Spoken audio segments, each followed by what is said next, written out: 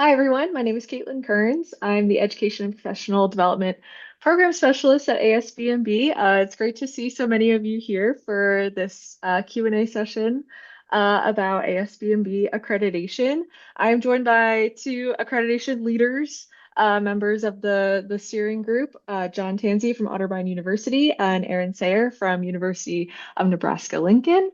And I believe I'm going to pass it over to the two of them to kind of give a little bit of a spiel and provide some more in-depth info about everything accreditation. Well, hi everybody. My name is John Tanzi. I'm as Caitlin mentioned, I'm a professor at Otterbein University, currently chair of the chemistry department. I'm the former director of biochemistry and molecular biology here. I've been involved with the society for 20 plus years, and I've been involved with accreditation since I think its first year, second year, and I've been on the committee since then, and I've been chairing it for the past four. I'm stepping down soon, and I would like to introduce Aaron Sayer, who is taking over in my place. Hello, everyone. As John and Caitlin said, I'm Erin Sayer. I am a professor of practice at the University of Nebraska-Lincoln. So I'm an educator by training and not a biochemist by training. So the accreditation fits very well into my wheelhouse. I've been with the University of Nebraska-Lincoln for 24 years, going on my 25th, and I've been with ASBMB since I joined my department in 2015. Student chapters was my first home in ASBMB, and I did some student chapter steering committee stuff there. And then I moved over into accreditation when our department had its first accreditation back in 2017. And then through the renewal process that we did here about 3 years ago. So I joined EPD, headed into my second term, and my second term will actually be now as chairing this group. So I'm excited to be working with everybody on accreditation as a reviewer and as your guide for any questions you might need answered.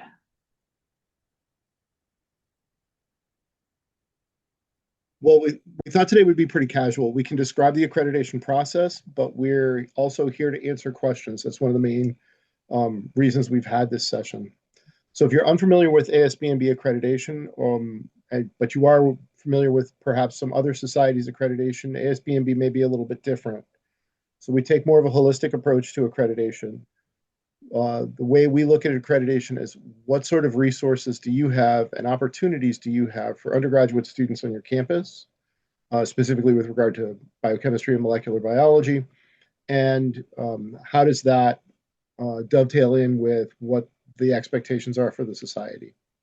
And so the application process itself is an online process. We ask a number of demographic questions or questions about your institution. We ask about your curriculum, what courses are in your curriculum, and how you, I take that back actually. We don't care what courses are in your curriculum. What we care about is how you are attaining specific learning objectives. And so those learning objectives are all on the website, and we can show you those. But those are basically things like information storage, thermodynamics, structure function, evolution, homeostasis, those kinds of topics. And so we'd like to know how those are covered at both the introductory and the advanced level.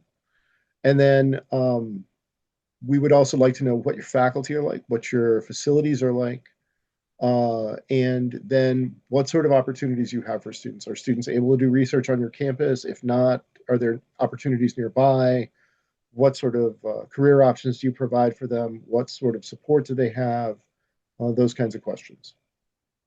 The way the application works, the applications, I don't know if they're open right now or they're opening soon, but they will, are they, They Caitlin, are are they? open now. Yeah. They're open now, so you can access the application now and take a look at it.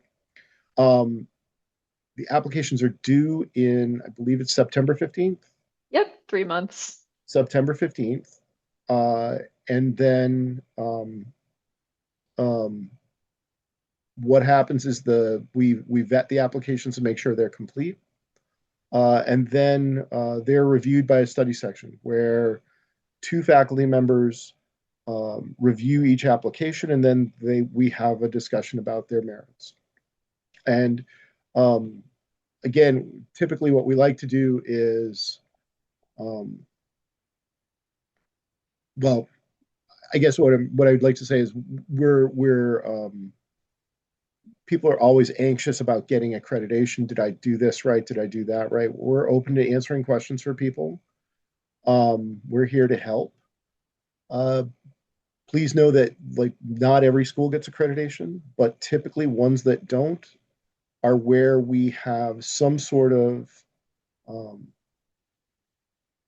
let's say some sort of significant difference between us. Like, for example, we've had schools that have fantastic cell biology programs, but they really aren't biochemistry or molecular biology. Those may not be a great fit. On the other hand, we don't necessarily care what the name of your program is. We've certified programs in turf science that are clearly biochemistry programs, right? Or nutrition or bioinformatics, you name it. And so as long as you're hitting those metrics, we're fine. And again, usually those metrics, we put them out there as a series of things for you to explain to us how you satisfied these topics, right? There are a couple of hard and fast things we like to have in there. The program needs to have at least 3 people in it, 3 faculty members. They do not all need to be biochemists or molecular biologists. However, they have to kind of play significant roles in the program and in the molecular life sciences, right? So it has to still have a biochemistry and molecular biology flavor to it overall. We need to have at least 400 hours of lab experience. Those 400 hours can be spread throughout chemistry, biology, biochemistry, molecular biology, physics, math, computer science, but we need 400 hours of lab experience. One of those courses needs to be a biochemistry lab. And I believe those are the only hard and fast requirements we have.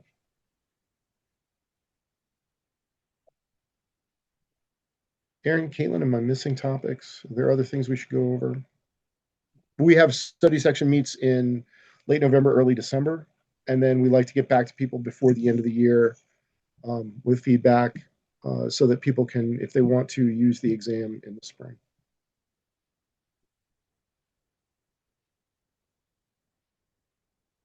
And then I would just add to what John said, the available for you to see on the website. So as you have questions and you're looking at the application, you get into it. If you want to know the areas that are most important, you can see that by looking at the rubric. And sometimes that can help you frame a little bit some of the areas that you want to highlight more than others, as long as you hit all of the application questions.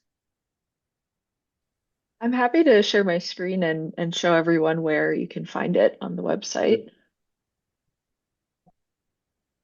Okay. So this is the accreditation webpage. You can get here by going to our website, clicking education, and then clicking accreditation. It'll take you right here.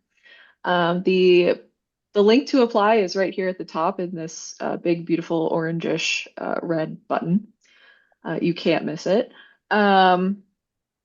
We have some more information about accreditation and its benefits on our website. And then down here, we have a list of resources, including some instructions for how to apply, an application guide. And this includes things like the introduction and background. So more information about how the program developed and where it came from, more information about the application process, and things like that, the major core concepts and learning objectives that we look for, and things like that. So you'll find a lot of really good detailed information in there. And then we also have the evaluation rubric on our website. I believe this one is from 2025, but that should be updated very, very soon for this upcoming cycle's rubric. And in there, like Aaron said, you can kind of look through and see exactly what sorts of things the reviewers are looking for, and you can kind of get some more detail about how to answer that section of the application. And sometimes this is where individuals will have questions about Hmm. the application as they're starting to fill in the information specific to their own program, and they're unsure if they are fitting into one of the rubric areas that might move them one direction or another. That's where you're welcome to reach out to us and ask questions and explain your situation or your program for us so that we can help you answer that question in more detail or guide you in a specific direction that you might need to go. Yeah. Okay, it looks like we have a question, so I'll stop sharing. We're interested in applying for accreditation for two study tracks within our biology degree that emphasize courses and research within biochemistry and molecular biology. Can that be the same application or two separate applications? The two study tracks require nearly the same requirements. That's a question that we get all the time. So John, Aaron. So the answer is yeah, that's probably a single application, right? A lot of the information there, the infrastructure, the personnel, probably all of those are going to be identical. And so yeah, save yourself the time and do a single application. You can also always email Caitlin or either of us and ask, right, if there's ever a question that comes up. Um, we've had programs before where there's a certified program and then they add two courses to it to make a pre-med track. It's like, yeah, that's the same thing. So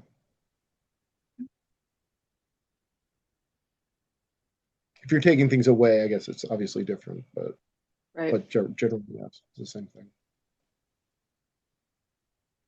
And we've had programs. Um, we have programs with multiple degree tracks certified. That's not a problem for us. We've had programs that have they've tried and applied for more than one and only one certified. So all sorts of variability goes on there.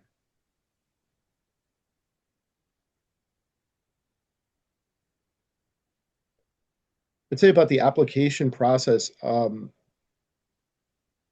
didn't find it terribly onerous. Right? I mean, it takes a little while to put the whole thing together. There's no question, but we've really tried to be mindful in writing the application and the rubric to consider smaller schools, larger schools, you name it. Um, we've tried to cap the amount of information we're requesting so that we don't need to know if you're at a larger state university, we do not need to know every one of the 300 faculty that are involved in the program, right? We want to know highlights. Uh, likewise, we don't have exhaustive lists of instrumentation or equipment. We want to know the top 5 or the top 7 or the top 10, right? We want to know, and with all of that, we want to know what undergraduate students are using. If you are, again, at a really well, let's say we all live in a fantasy world where people's grants were funded and we had access to large instrumentation.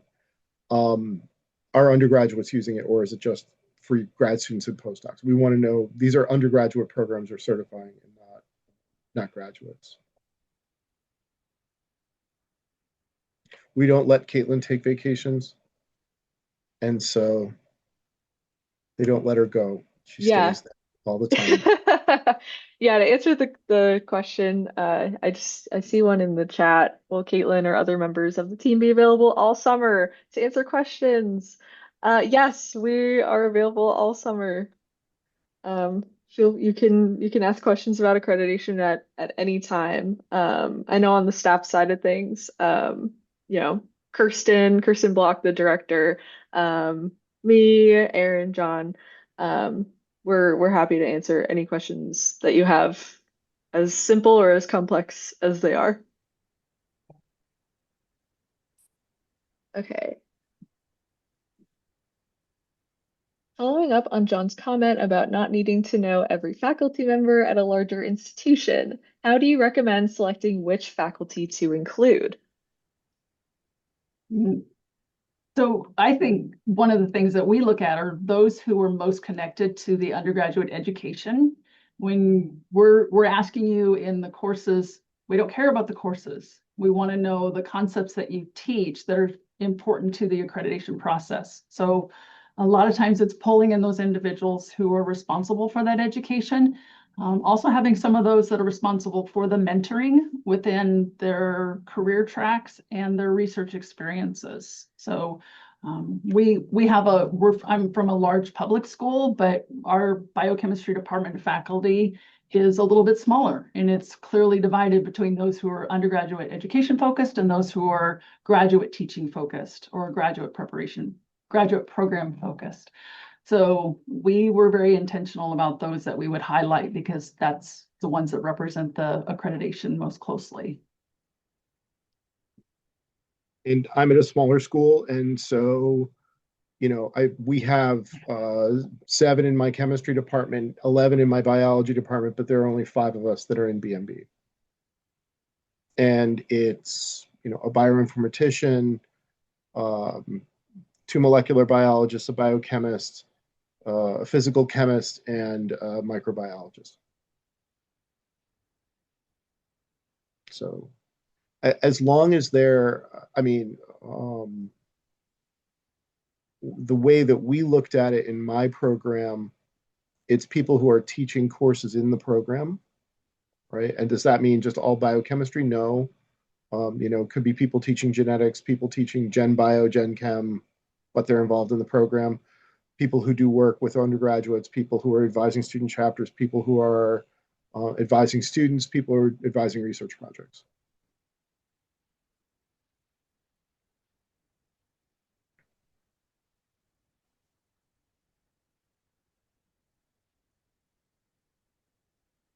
We lost Caitlin's audio. It's because I forgot to unmute. Okay, so we have another question. Can you please clarify what falls within the scope of Section 4.1? Describe any specific institutional or BMB program activities that foster a safe and supportive learning environment for students in your program. Include your definition of success for these programs and how success is assessed. Would Veterans Office fall here? How about campus police? So looking for more details about that section in particular. So I would think a veterans office could. Campus police maybe less so. I don't know quite how that might work. I mean, we're thinking about providing a safe and supportive environment for learning. So on my campus, we have a lot of first gen students. So we have some first gen support programs for them. Those kinds of things. We in my school we've been using Ascend, which is a NSF supported tool, which is a survey that asks students to think about their sense of belonging in class and their sense of am I a scientist or not, or how do I feel, how do people like me feel in class, how do I feel in this class, do I feel like I belong here or like I'm contributing, those kinds of things. And just how you define it as success, right? So it is not specifically targeted at any one group or at any one weakness or anything. We're just interested in how, again, you're thinking about supporting your students, right? Do you just roll in and teach enzyme kinetics and go home, or is it more holistic than that? And sometimes with that, it's not just offices on campus. Like you gave the example of a veterans office, a veterans affairs office on campus. It could be just overall the support structures that are there, especially as campuses have changed here over the last few years with some departments who had been responsible for student support services no longer existing due to budget or other climate related issues. So describing who are the individuals who are involved in supporting students and a little bit about how they're used in your program can help. That sometimes helps with understanding graduation numbers and retention numbers as well for those who are successful. The other thing that I'll bridge off this. So there are a couple of places in the application sometimes we see weakness. Usually support for students isn't one of them. Usually people can kind of come up with something for support for students, or they appreciate or recognize there are offices on campus that are supporting students learning, right? That could be, we have an academic support center that works with where we handle our tutoring, but also students with accommodations. There may be other offices on campus that support students in other ways, social belonging, things like that. There's probably an office on campus somewhere that is helping students with career preparation. I'm just willing to bet that in this day and age that almost everybody has some sort of career office. Uh, we'd like to know about that sometimes, and we'd like to know: are you aware of it, and or not, and how do you use it or not?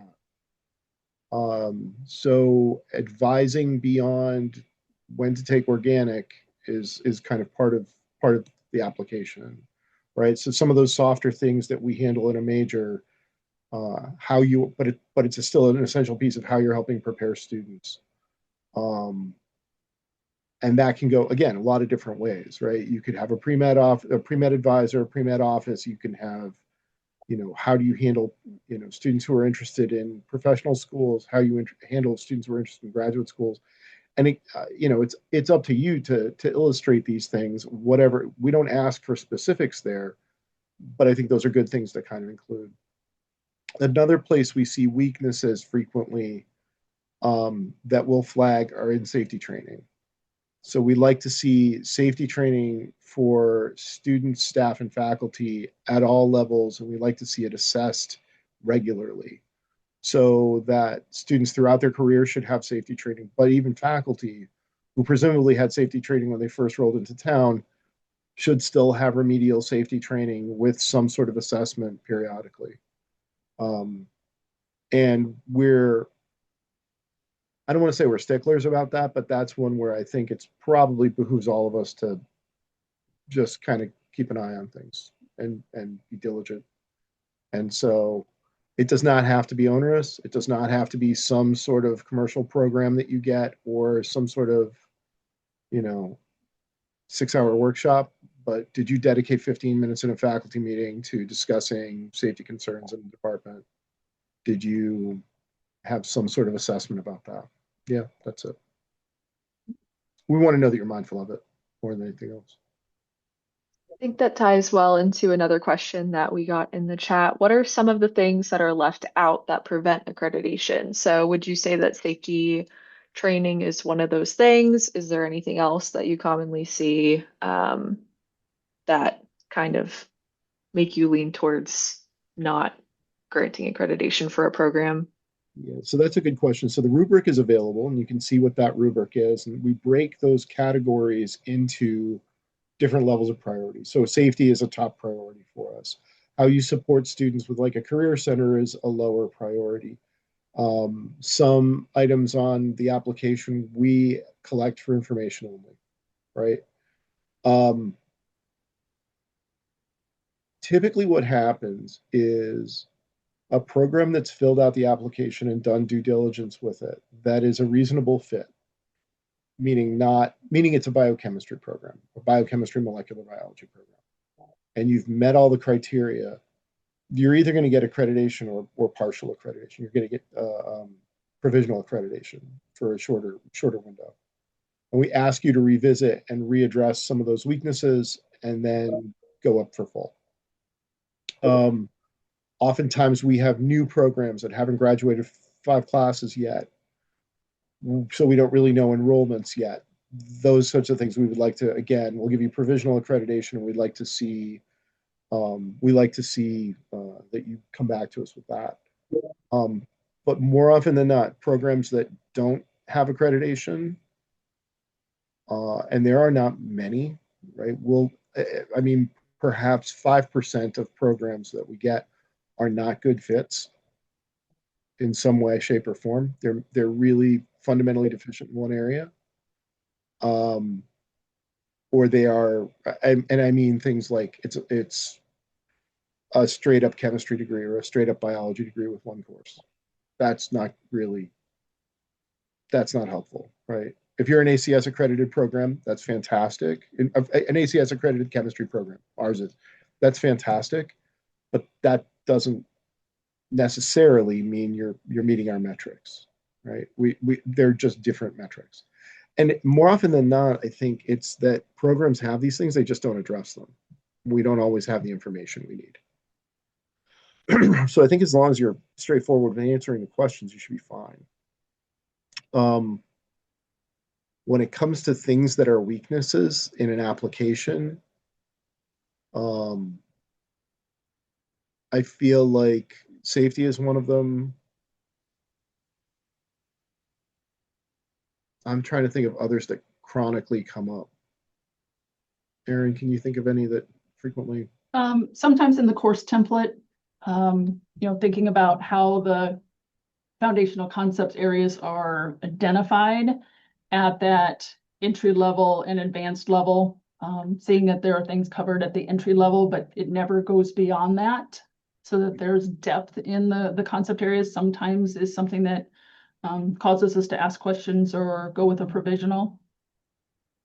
So that's something else. Yeah, we have something we call the course template, and the course template allows you to organize what courses are in your curriculum and how they track with um, the learning objectives for accreditation. And I feel like sometimes there's confusion over that form because that page of the form can look kind of intimidating. It's just a large spreadsheet. What we like to see is that all of those learning objectives at some level are introduced at the introductory and advanced level. And what we run into with people is they say, well, gee, we don't teach advanced enzyme kinetics. I didn't have that until my third year of grad school. Wait a minute. Let's pause and think about this for a second. They're undergraduates. Did you discuss kinetics in Gen Chem? Did you discuss kinetics in organic, perhaps? Maybe. Did you discuss it in Gen Bio? Did they see a Michaelis-Menten curve, even if it didn't have numbers on it? Probably. Okay, so it was introduced there at some level. It doesn't have to be a whole unit. It can be an hour. That's fine. Did you then address it again in Biochem 1 or 2? Yeah. Okay, then we're set. Those kinds of things. And in fact, I don't even know that we truly ask for enzyme kinetics, right? But those kinds of topics, right? Structure function. People will argue structure function. Well, gee, we didn't really address that. It's like I kind of bet that there was some sort of attempt at structure function in Gen Bio and then again in Biochem, right? So if you run into questions on those, please let us know. And the other thing we see is people will think one class tracks to one learning objective, and it does not, right? We have collectively 30 or 40 learning objectives, and many classes address many things. So, and you have some classes that don't necessarily track to a lot of things, and that's fine too. But presumably you have conversations about energy and transformations of energy in physics. Presumably you have some level of structure function in organic when it comes to functional groups. And so I think that those are ways to think about that. Somewhat related to that, we have one question. How do ASBMB accredited programs contribute to and benefit from program and student assessment data at the national level? Trying to find out more about the potential benefit of accreditation. So I'll be the first one just to plug the ASBMB exam. Every year we have an exam that's taken, it's offered to every accredited program. We're just wrapping up the scoring of this year's now, but the structure of that exam does encompass the concept areas that are evaluated in accreditation. It's the same concept areas, the same learning objectives. And then after the exam grading is completed, we do send our program contacts, our program coordinators, a report of how their students did comparatively with how the entire accredited cohort did. So you do have access to that information. The other thing I'd add about accreditation, I mean, my university likes the fact that we have some sort of external body that certifies our program. When I meet with parents of prospective students, every year I get a couple that found us because we are an accredited program. We're one of only 4 in the state of Ohio. It gives a school like mine, which most of you have not heard of, I will probably guess, some added credibility. because we have a national society backing us. It validates that we do good work. And so those are all, I think, positive things and things that kind of give, a stamp of approval to programs. I would agree. And where we have also found it helpful is when we are doing our university level program reviews, we've been able to pull in data that we've received from our annual exam to see how well we're doing this. And that's only every 5 years, but then our university does 2-year biennial reviews. So we are able to every 2 years then go and compare how we're doing in a department level with the national data that we receive. So it does give us a metric that we can use as part of that, but it also keeps our eyes from a curricular standpoint on everything that we're doing in the curriculum that is tied to student outcomes.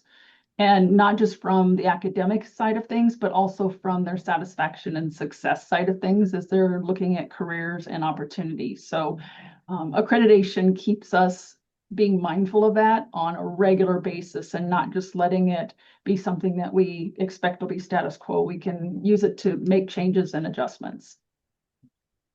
I 100% agree with that. And also, it goes back and forth. We use some of our ASBMB accreditation data in our annual or our 5-year reports.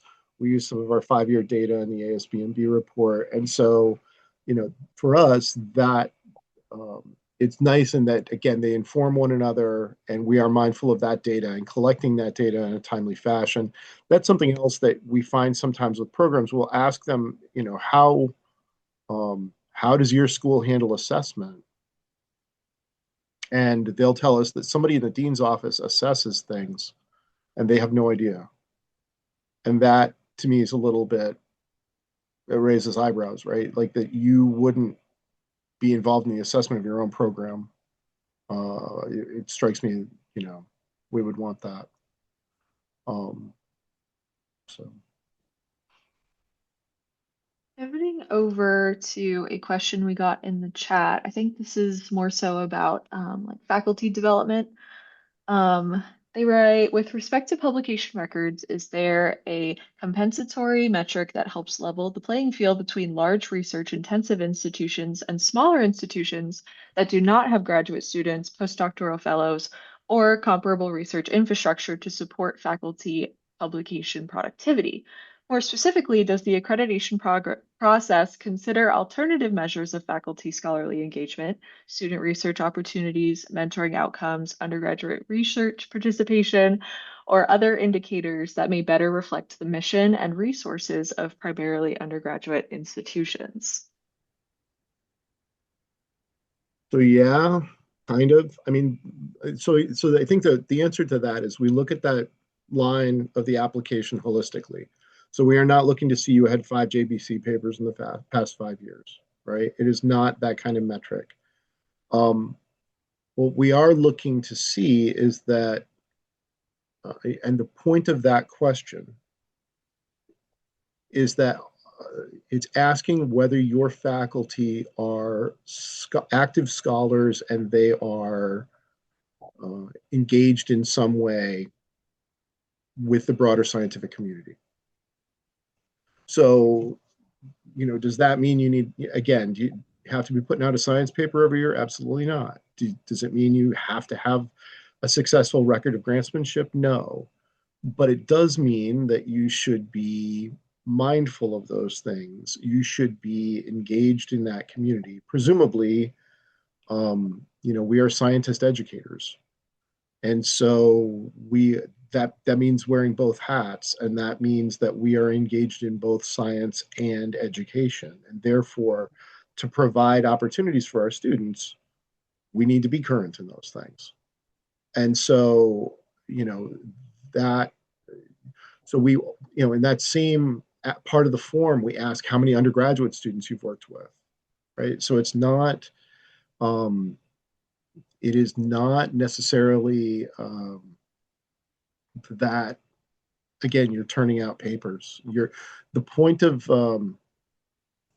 I mean, this is a kind of fundamental difference between a large R1 and a small PUI, right? It's a large, I think the fundamental mission of large R1s largely is the generation of new knowledge, right? And whereas the transmission of that knowledge is falls to a lot of smaller schools. We are not, my school is not in the business of generate. They want me, my university wants me to publish data, or want me to be an active scholar, but, and they'd be thrilled if I cured cancer, but I'm not being paid to do that. And so like, it's just a very different job, right? And so basically what we're looking for is, yeah, are you an active scholar or not? And how do you demonstrate that? And I think the easiest way to demonstrate that is, yeah, I'm still publishing papers, I'm still on grants, I'm still getting grants, things like that. Does it mean, again, you have to have your own lab with, you know, an R15 and a paper every 3 years? No, it doesn't. But should you kind of demonstrate in some way that you are working on those things? Yeah, I think you should.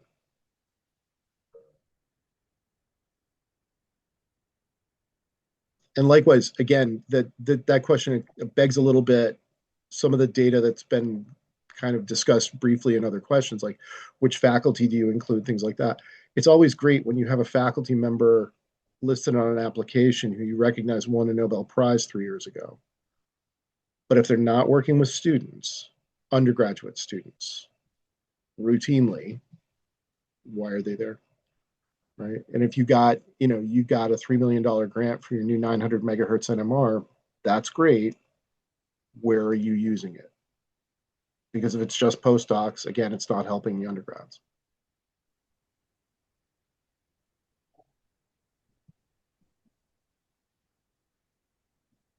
Great. It looks like we have one more question.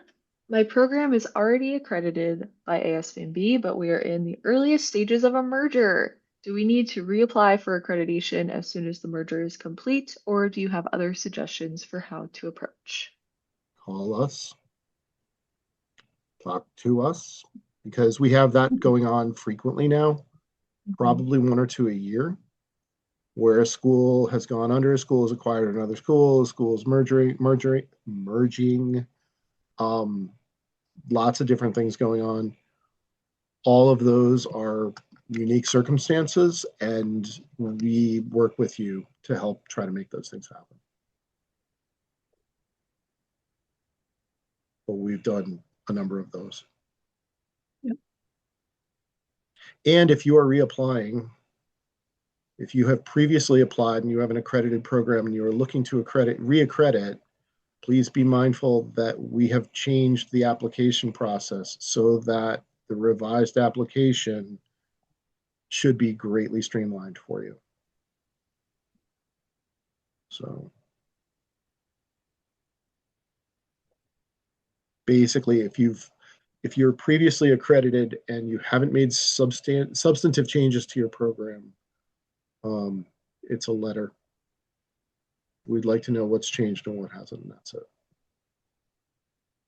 I believe there's more detail about that on our website, either in the guide or just on the main accreditation page, about the different types of applications and what the streamlined renewal looks like.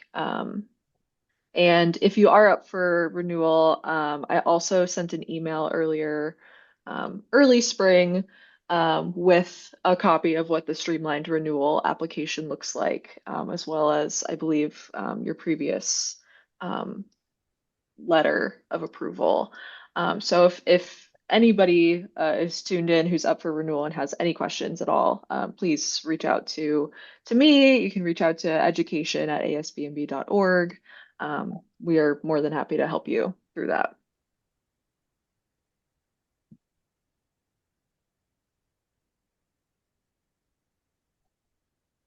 All right, any other questions?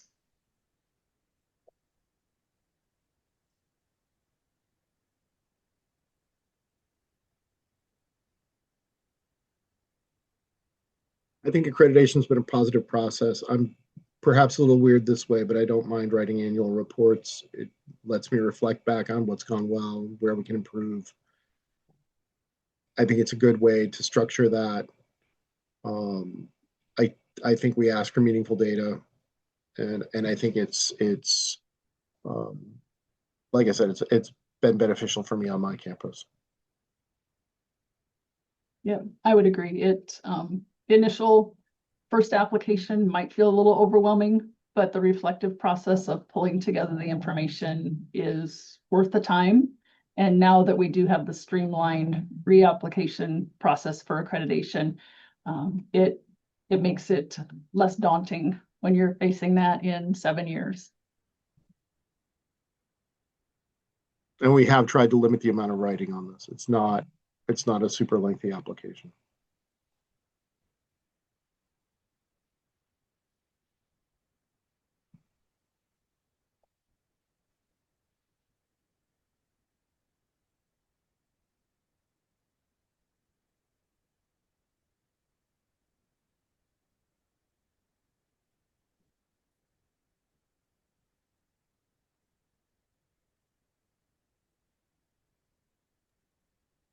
I'm waiting a Anything else? few more beats, but I'm not seeing anything new come in.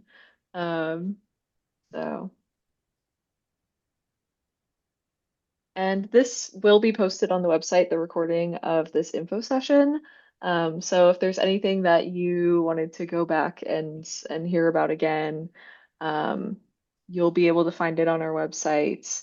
And again, if you have any questions at all, you are welcomed and encouraged to reach out to education@asbmb.org. I believe I put that in the chat as well. If there are no other questions, I'm happy to give people back 15 minutes of their day. If that's all right with you guys. I'm going to go work on my annual report. Woohoo! Well, thank you all for taking your time to join us. Yeah. Yeah, thank you all. Thank you so much, John and Aaron. I know you guys are having a pretty busy month of June, so we really, really appreciate you being here and answering questions. Absolutely. Anytime. All right, have a great Thanks so rest much. of your day, everybody. Thanks. Bye.